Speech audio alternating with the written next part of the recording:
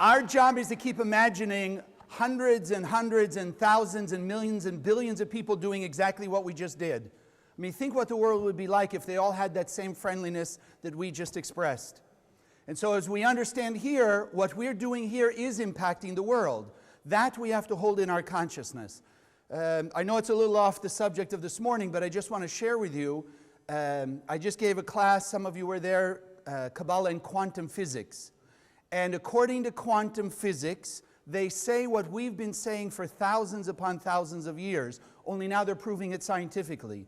That what we do here in this room in Boca on Sunday morning, is literally impacting every one of the 7.3 billion people on the planet. They have proven without a doubt, although they can't explain it, that particles can impact each other from thousands of miles away, even millions of miles away. So we already understood the power of consciousness is beyond the speed of light. And therefore it is important that we keep in our mind the power that we have to impact people. Because either we're allowing them to affect us with all the illusion, as we'll speak about, that's out there, or we can impact them with the reality and the truth, that we're all beings of light and that we all have unconditional love and peace and harmony. Everything we could ever imagine is already inside of us. We just have to bring it out. So we want to impact them out there to remove all the chaos. So starting with that, we want to start with a concept, some of you have heard of it, because it's something that gets spread out there, and I wanted to make sure this morning that we have it in the right consciousness, we have it in the right perception, and it's called judgment. So some people talk about judgment, right? And you hear often, people will tell you, don't judge. You shouldn't judge, especially in spirituality. Don't judge, don't judge, don't judge, and don't judge. You ever heard that? Yes. Exactly. Why not? Why shouldn't we judge? Yeah, just think for a second. It's easy to say it, but like we're learning here in the Kabbalah Center, everything is about consciousness. And so we want to awaken our understanding. What does it mean, don't judge? How many of you have ever seen, hopefully you haven't had to be, you've been in a courtroom. You ever seen a courtroom? So whether it's a man or a woman that sits behind the bench in the robe, what do they call them? Judges. And what do the people who go to court ask of that judge? Judge! Judge! Judge! I want you to judge. Am I right or are they right? Are they right? Am I wrong? Right? We're asking for judgment all the time. So what's wrong with judgment? So it's not so much don't judge, as we'll see very clearly this morning, but what we're really saying is, I don't want you or I don't want to misjudge. That's different. It's not about judgment. You think the person who takes someone to court wants the judge to misjudge? No, they want him to judge. Judge that I'm right and the other person is wrong. Judge in my favor. So it's the misjudgment is the real key. And I want to show you, we have a clip here that I'd like you to take a look at. So everyone got the idea, yes? Okay, great. So it's again not about judging, it's about misjudging. It's about misjudging. So we want to understand, where did it all begin? How is it that we can misjudge ourselves, we can misjudge others, we can misjudge the situation? So we go all the way back to somebody's called Adam and Eve. You ever heard of them? Adam and Eve. Those people.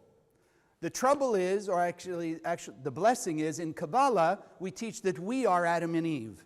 And so what they did, we do.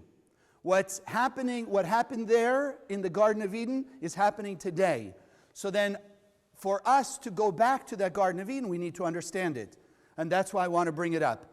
We had two trees in the Garden of Eden. One was called the tree of life, and one was called the tree of knowledge, good and evil. In Kabbalistic terms, it simply means the spiritual world is the tree of life, because it has all the solutions, it's clear, everybody can see, like what we just saw, you could see through it. That's the spiritual world, the world of truth. But then you have the tree of knowledge, good and evil. And most people miss that part. It's not just the tree of knowledge. Because the moment we say tree of knowledge, what do we all hear in the Kabbalah Center to gain? Knowledge and wisdom. Why do you go to school? To gain knowledge. Why do you read books? To gain knowledge. So it wasn't about just knowledge. It's about the tree of knowledge, good and evil. seeing duality. And what the Kabbalists teach us, which most people don't understand, it wasn't that God told Adam and Eve not to eat from the tree of knowledge. We came into the physical world to be physical beings. We came here to do our work of spreading the light of unconditional love, kindness, compassion, all the good things. So we have to be in the physical world.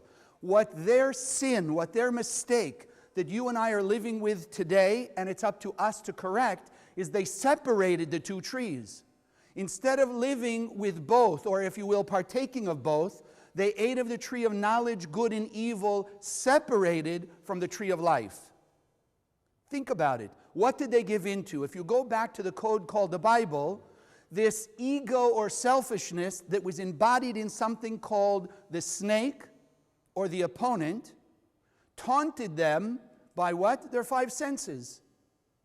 Our five senses are body consciousness. Look at this tree. Doesn't God want you to be wise and know everything? Yes. Look at the tree. Doesn't it look good? Yes. Isn't it going to make you wise? Yes. So they ate of the tree of knowledge, good and evil, separated from the tree of life. And therefore they were disconnected from the world of truth. And therefore everything that they judged, that they perceived, was based on the five senses. Like a life without the light. So think about it. If you're in a dark room and there's a number of people in that room, can you tell who's who? No. If it's dark, you can't tell. So then a life disconnected from the world of truth, the tree of life, allows us and opens that space where we can misjudge people, we can misjudge ourselves, we can misjudge situations. And therefore, just like those few little clips we saw, where does chaos and confusion come from? From those five senses when they're disconnected from the tree of life. When we disconnect ourselves from the soul, then it's easy to fall into that. I mean, really, what does ego mean? I'm wise. I'm smart. I can handle it. It's all me. That's the essence of the tree of knowledge, good and evil, separated from the tree of life. Our job is to keep the two united. So then what the Kabbalists call tikkun, or you may have heard of as karma, but it means correction. Our correction is simply to reunite those two. We are here to be spiritual beings, to stay connected to the tree of life, the world of truth, but act in the physical level. That's why we said, what are we committing ourselves every Sunday morning? To act with greater love, kindness, compassion towards all human beings. Because that's the connection of the world of truth with the physical world. We want to live by the totality, not just by the one or the other. And so every time that we've misjudged somebody or been misjudged is because we've fallen into this illusion, as the Kabbalists teach us, called the world of physicality, the tree of knowledge, good and evil, when it's separated from reality. How many of you have ever misjudged somebody? How many of you regret it? So I'd like us to do something very simple right now, if I can ask of you. Just close your eyes. See that person. Look at that person that you misjudged, at least at first you've misjudged. And just send them light. Take a beam of light, God's light from your soul, and just shine it out from you to that person, reaching into their heart. And as you're reaching into their heart, just send them the light and speak to them. Just tell them you're sorry for judging them. You're asking for forgiveness. You're sending them these blessings of light, that whatever you may have done that's impacting them in a negative way is now being healed and repaired. And at the same time that you're sending that light, see yourself, that you're also being healed and repaired. You're reconnecting yourself in a higher level to that tree of life. You're listening to your soul. You're acting more as the light. So that as you continue in life, you will be looking at things from the world of truth, but acting in the physical world.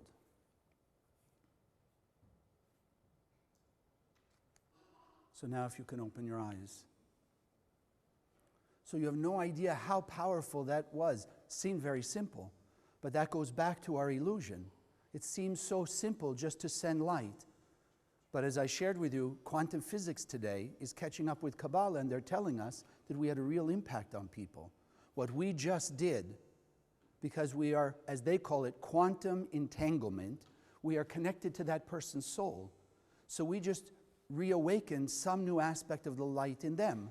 Whatever it is that we may have misjudged them for, whatever impact there was, we just healed it. We just gave them a boost.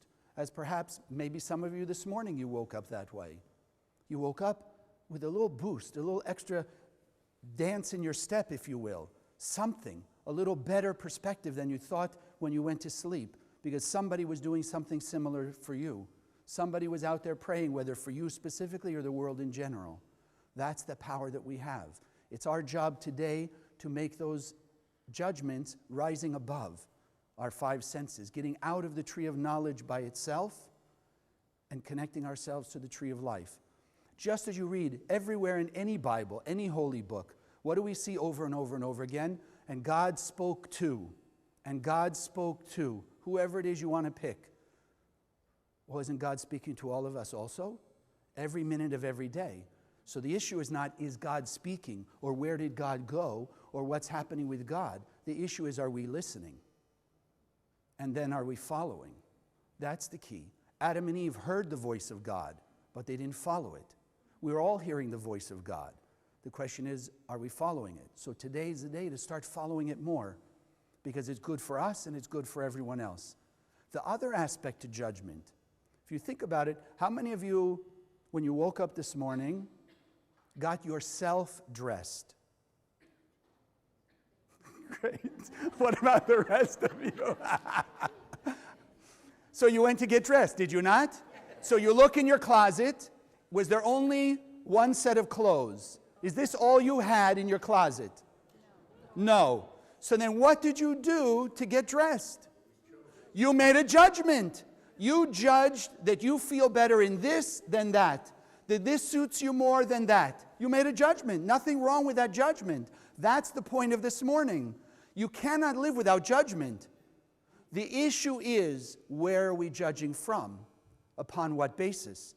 So like Adam and Eve, which is all of us, we often will judge according to our ego, according to our selfishness. What's the best for me? And secondarily, maybe then for other people. But it starts with that. So what did Adam and Eve make their judgment on, their decision? What was good for them? The tree looked good. They could imagine it tastes good. You know what the confusion is today? And I'm sure we can all relate some ways. Before we separated those two trees, what looked good was good. What felt good was good. What tasted good was good. Once we separated them, then the paradox and the illusion and the chaos and confusion came in, and it's not always that way today. What looks good is good. What feels good is good. What tastes good is good, right? Although they're getting to chocolate. You notice in the last few years, suddenly chocolate is good for you. Okay. Tough crowd this morning, I guess, right? So we have to make judgments. We have to make decisions, right? You can't be a Libra all the rest of your life. I can speak, I'm a Libra, so I know where I talk from. Yeah, exactly. But we're always making, even that, can I share that with you quickly? Yes, yes. Libras, they say Libra's very indecisive. So it took me about 10 years in the center to finally catch there's no such thing as indecision. For a Libra, even they say the Libra's indecisive, has two choices, doesn't know what to do. So, for example, they're not sure, stay in the job, leave the job, let's say. What do they do tomorrow? They go to the job. But while they're going to the job, I don't know. Should I stay or go? Stay or go? But what do they do the next day? They go. So it's not indecision. It's decision to stay the same. It's decision not to change. So you and I now are learning this lesson. We have to judge because we have to decide. The issue is on what basis? So I'll tell you a biblical story. If you go back and you read, I believe it's in the book of Exodus, Moses getting ready to enter into the promised land. Basically the Garden of Eden, heaven on earth. But he's not sure if the people are yet ready. So the voice of God tells Moses, go send spies into the land of Israel. The spies that he sends are the leaders of the tribes. 12 tribes of Jacob, 12 leaders. He didn't send just anybody from the tribes. He sent the leaders. Because as we started this morning, and we start every week, consciousness is everything. Where our head is, so will go the rest of us.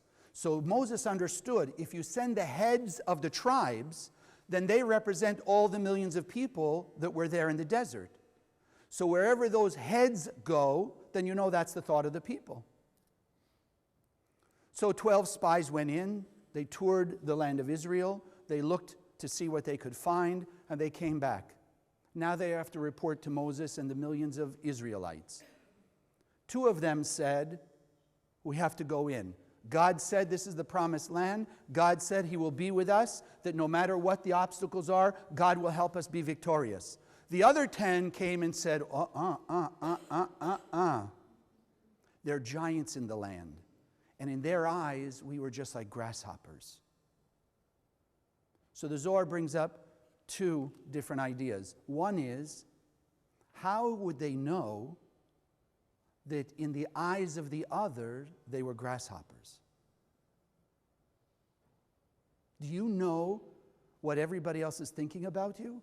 Or are you presuming to know what they're thinking about you? So that was the first issue. To realize that 10 out of the 12 thought so little of themselves and were disconnected from the tree of life that they were already willing to say, no, we can't go into the land of Israel. The second lesson that the Kabbalists teach us, in the Zohar it's written, the other reason why they didn't want to go into the land, the promised land, because if they went and peace came to the world, then there's no leaders anymore. Because everyone, as we have anyway, but we will manifest, everyone will have their own connection with God, with the light force. So everyone will be inspired to do the right thing from the light directly and not through a leader. So the other aspect was they knew they would lose their position of leadership if they went into the land of Israel. And therefore they came back and said, no, we better not, because they're giants and we're not going to make it. So you and I have to ask ourselves how we're making those kinds of judgments. Are we basing our decisions on my own ego, what's good for me by myself, or am I making the decision on how I can be a light being towards others? How I can share my light and not only have good for me, but good for them too. Because as the story unfolds, those 10 didn't make it anyway. So what happened to their leadership? It disappeared.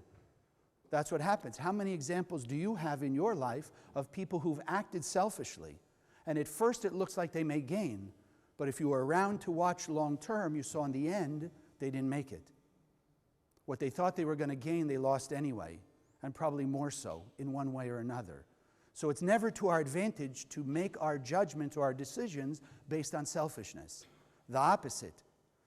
Joshua and Caleb were the only ones who went from Egypt through the 40 years in the desert and into the land of Israel. The other 10 spies and all the people they represented didn't make it.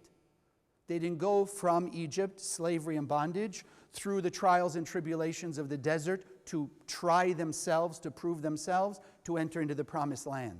You and I basically are right now on the verge of that promised land again.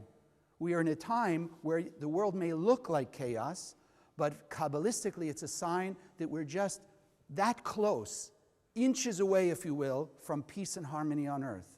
And that's why these types of lessons and what we're teaching here is so valuable, because it's giving us ways and means to stay connected to the tree of life. It doesn't mean we don't live in the physical world. That's the mistake that some people make, that spirituality means to disconnect yourself from the physical world, to go off and isolate yourself somewhere. How do you reunite humanity if we're all isolated and separate? There may be what will appear as, I don't even want to say peace, but no conflict. But it's not peace. Because peace means when all of us are unified, not just all of us are fragmented and separate.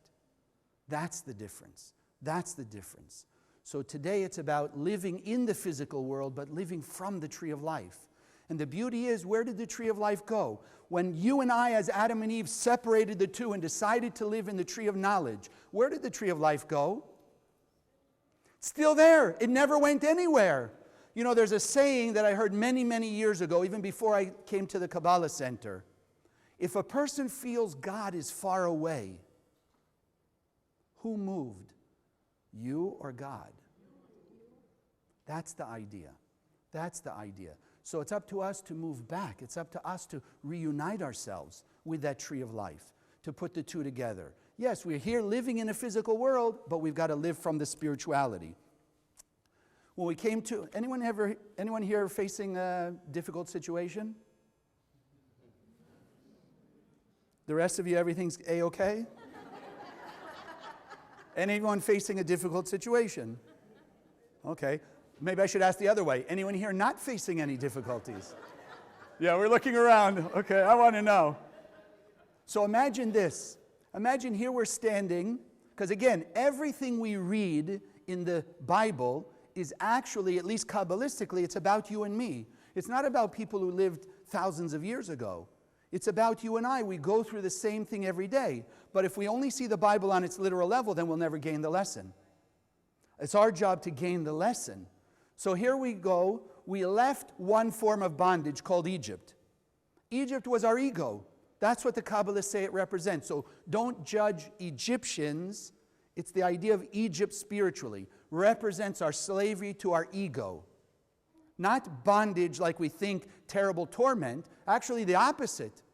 How many people do you know that are trapped, literally trapped, by their wealth, fame, power, and position? You know anybody like that? That's what we were in Egypt. So we broke free from that bondage. We are now traveling the desert to purify ourselves to enter into the promised land. We come up against this big obstacle called the Red Sea. Some of you may know, some of you don't. If you read just the Bible, so it says, we're standing at the Red Sea. We're looking at this huge body of water. We want to cross because why? Behind us, the Egyptian army coming out to get us. You know what was on the sides? I always thought about that before I came to Kabbalah. Okay, the Egyptian army running from behind. What about running around? Go to the side. I mean, it's another avenue, is it not?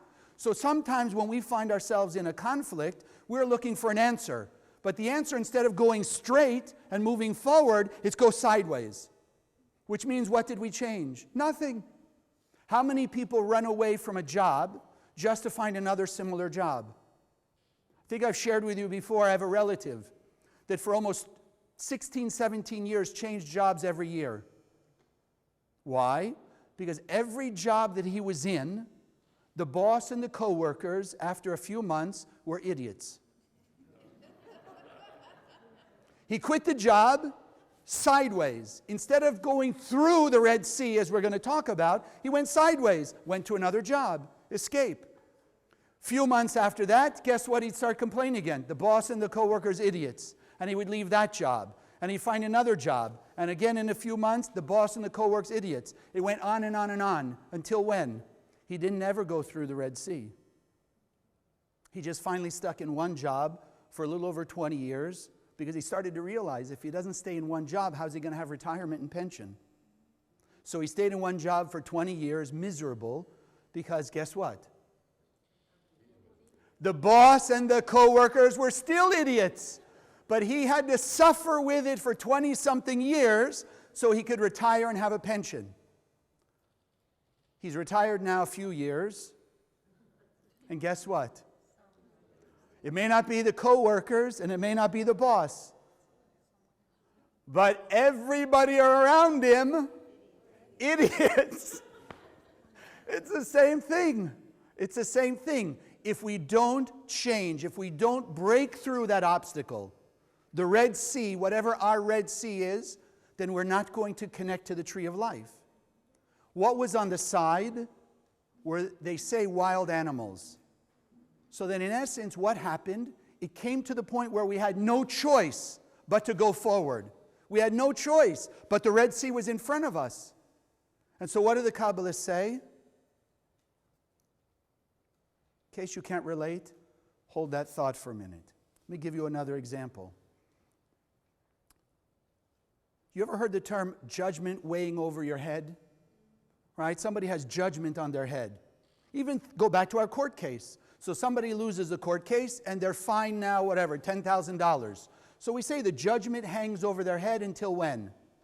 Till they pay it. So I want to give you this example spiritually. You and I, every time we've separated the tree of knowledge and the tree of life, and we live by our illusionary judgments, and we make decisions based on our ego, it's as if we took a piece of the light of our soul, which is our ultimate source of absolute bliss, and we packed it in a box. We put it in a box called fear, anger, jealousy, insecurity, greed. And it goes in a spiritual warehouse where, meanwhile, it's not available for us to be blessed by. The universe, like us at the Red Sea, always finds a way to deliver the box back to us.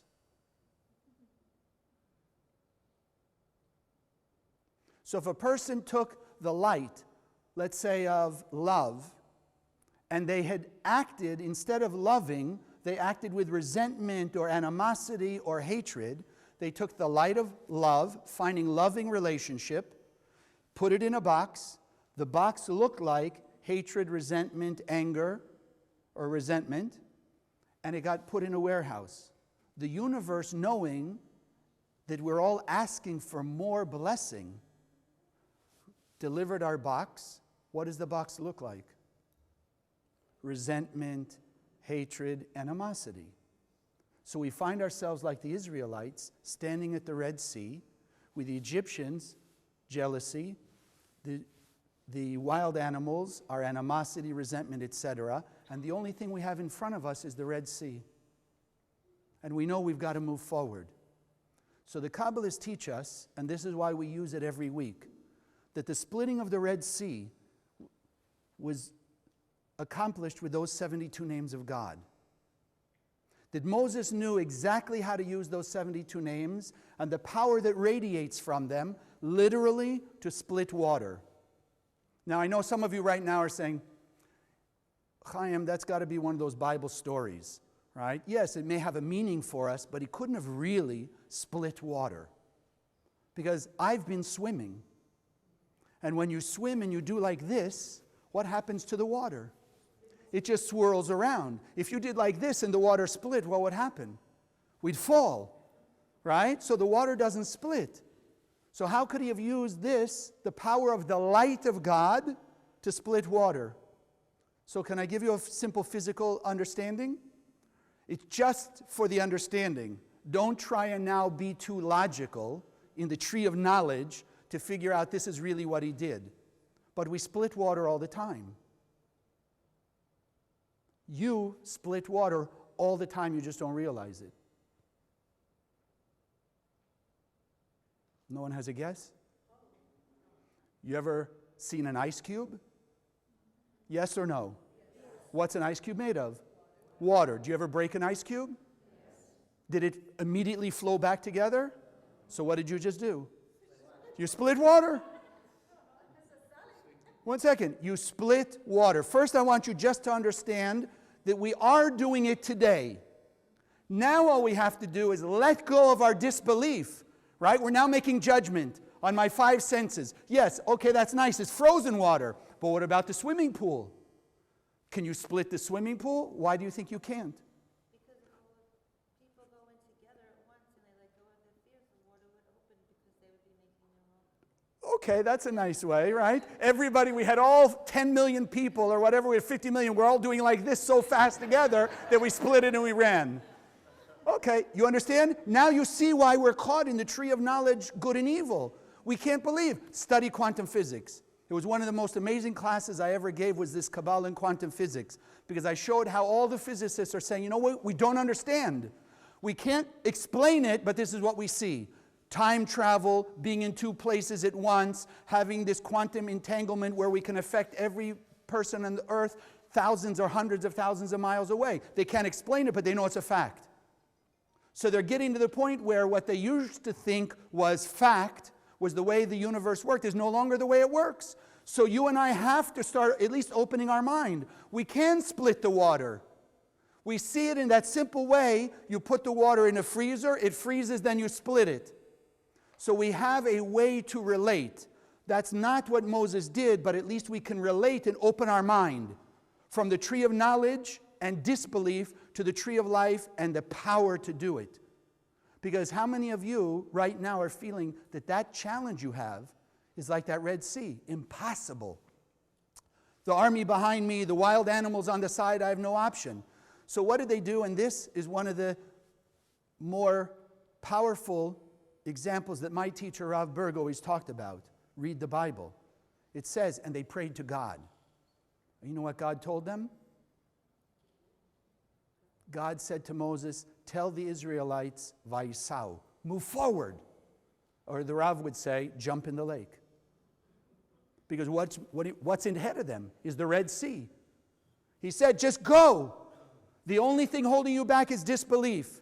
You don't believe that there's a solution. You don't believe in that moment in the tree of life. You don't believe in the light in that moment. Why? Because we're coming from disconnected, and we've got to reconnect ourselves. And that's why we need the support, whether it's the 72 names or the Zohar or any of the other tools that we teach here, to awaken the light that we can pierce through that Red Sea, that we can pierce through our negativity. I had a student, I'll tell you this story. Years ago in LA, I was taking the classes. He liked what he was learning. It was nice. On the first level, okay, transformation. Smile at people, be nice, try and be more kind. Then all of a sudden one day he comes and he tells me for 5 years he's embroiled in this lawsuit. One of his former employees is suing him for, what do they call it, firing him for no reason. There's a term for that. Okay, basically, whatever. And he tells me, he says, but this guy's lying.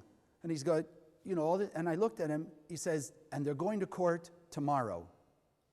He says, it's 5 years, they're making the decision, and this guy's lying. So I looked at him, I simply said, get yourself a set of Zohar.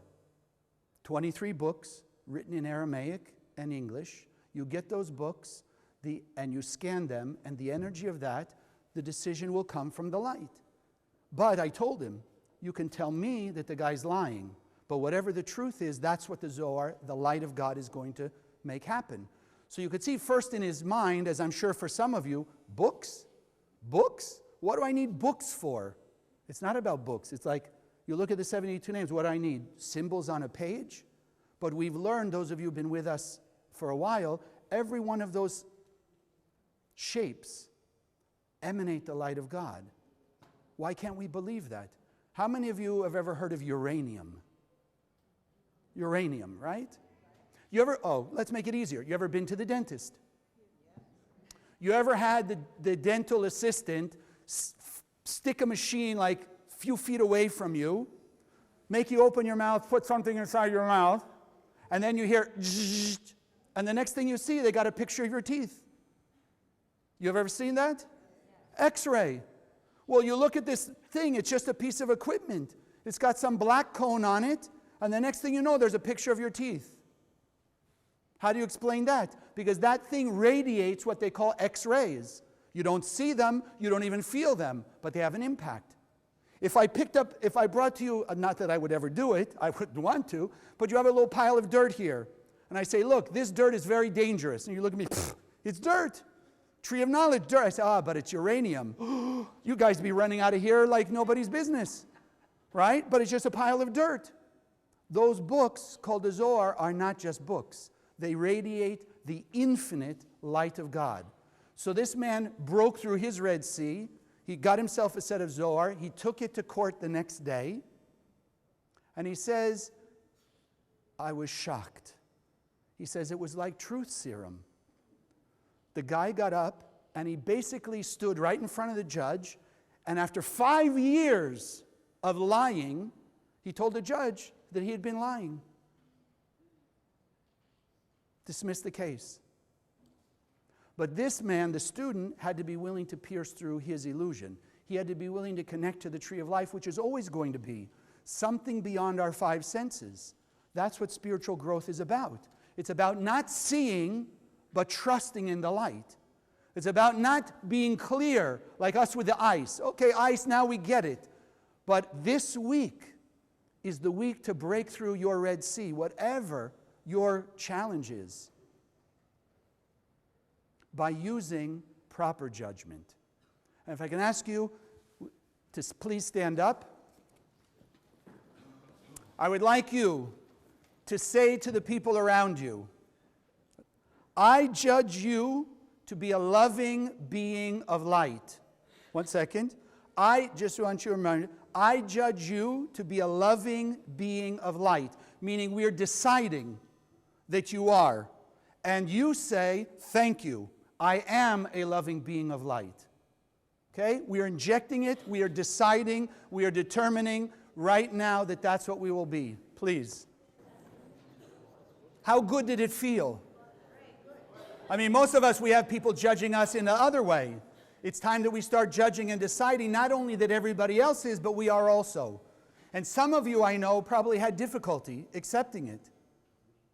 Some people do. Some people don't believe in themselves. They don't believe that they are beings of light. And that's why here we keep reminding ourselves. We are created in the image and likeness of God. We are already beings of light. It's only up to us to reconnect ourselves to that loving light beingness, not just by knowing it. That has to be the first step. But how do you know that you know it? When you go out and you act that way. So today is the day I ask of you, I ask of all of us, to decide that you want a better life, to decide to use the light to be a better person, and decide to spread the light and help us here in the Kabbalah Center to spread the light of God, that we can bring the Garden of Eden to return to this world. And we can do it, and we will do it, because we are all loving beings of light. Thank you. God bless.